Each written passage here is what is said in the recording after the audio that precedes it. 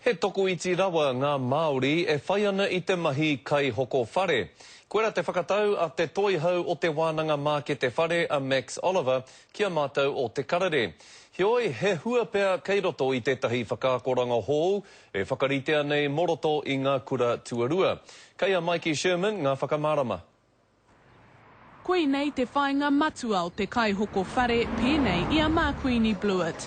Kua rua te kautau tēnei uri o ngā tiawa me te whānaua apanui i roto i tēnei tūmahi. He oi me uaua ka kitea ētahi atu Māori.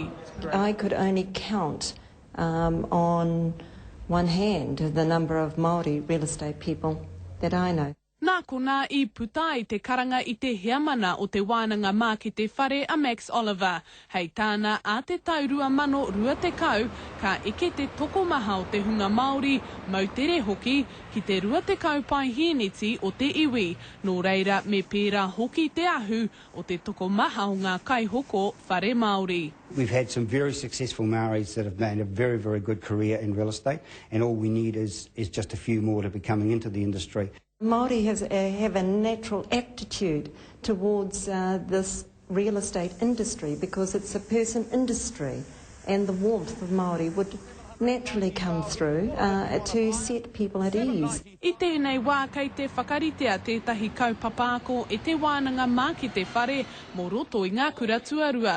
Ko te ngako he whakaako I te tauira mō ngā āhuatanga o roto I tēnei tūmahi, ko te tūmanako mā reira e piki ake ai ngā tatauranga.